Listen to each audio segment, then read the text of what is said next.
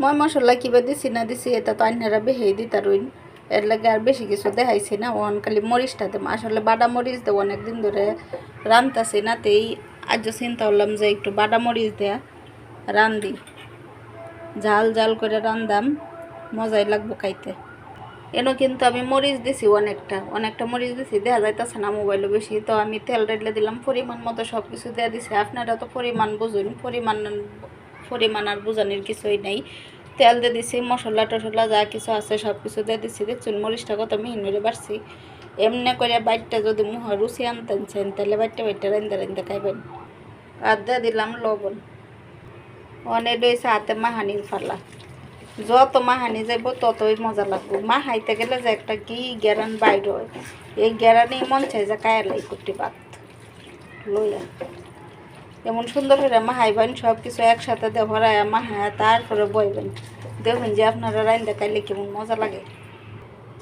মাহানি শেষ, আটটা দয়া কালি একটু সামান্য পরিমাণে পানি দেব, ডান্নাতে গুঁজে দিলাম, জালটা ধরাই দেন, একটু লাইটা ছেড়ে দেন। লাইটা ছেড়ে না দিলে উপরেটা তো আবার ইয়া থাকবো, নিচেটা এই ওয়ে যাইব, এই কারণে আর একটু মিশাই দিতেছি লাইটা ছেড়ে।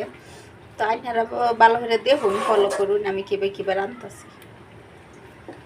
রান্না তো সবাই জানুন, আইনারা শিহানিরও কিছু নাই, তা আমি যেমন পারি এমন আইনারা রান্না শিখাইতেছি, শিহানিরও কিছু নাই, যে যাবে রান্ধে এসে রাঁধুনি।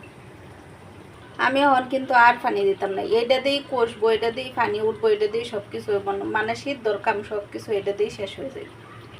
আপনারা আমি ফইলাই কইছি তরকারিটা রান্না মাঝে জাল জাল করে, মানে দেশি মুরগির তরকারি জাল জাল করে একটু না রানলে মজাও লাগে না। আরও সামনে আইতাছে কুরবানি ঈদ, কুরবানি ঈদের সময় দেখুন যে গোস্ত টোস্ত খাইতে খাইতে মজা লাগতো না, পরে যদি একটু ঝাল ঝাল ঝাল করে রান্ধুন লাল লাল করে, তাহলে দেখুন যে খাইতে কেমন যে একটা মজা লাগে।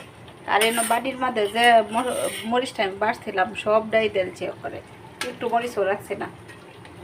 আসলে মন চাইতেছে তো জাল জাল করে কারণে লেগে, এই কারণেই দিয়েছি। আপনারা যদি এমনি জাল জাল করে না খাইতেছেন তাহলে জালের পরিমাণটা কমাই দিবেন, ঠিক আছে। ওখানে ডেনো কষ্ট আছে, তেন তোর হাইডন কষ্টে থাক, আমি বাহি কামগুলা সাইরে লাই, আর যা যা কাম দিয়ে আছে এটি সবটি শেষ করে দিই কইরে।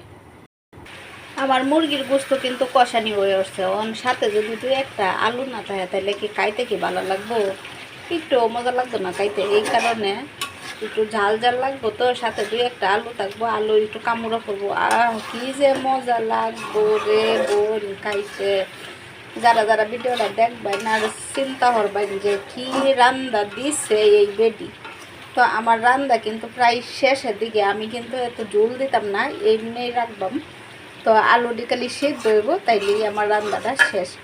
তো আইবাম আবার নতুন কোনো ভিডিও লো এনহেরার সাথে কোনের লেগে, আমার রান্না বান্না দেখানির লেগে। তাই সবাই ভালো থাকুন, আল্লাহ হাফেজ।